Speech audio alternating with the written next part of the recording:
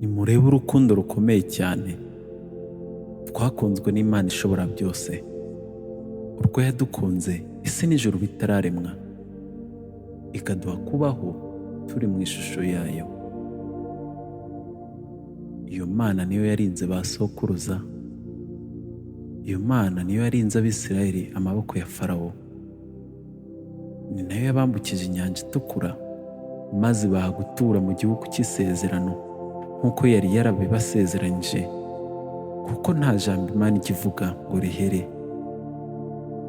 Urwo rukundo kandi rwadukuriyeho kurimbuka nk'uko ijambo ryayo riri muri Yohana 3:16 ribivuga riti, kuko Imana yakunze abari mu isi cyane, byatumye itanga umwana wayo w'ikinege, kugira ngo umwizera wese atarimbuka ahubwo ahabwe ubugingo buhoraho.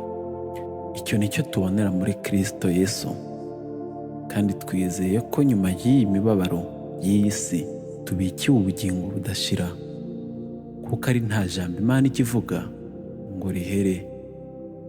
Amen.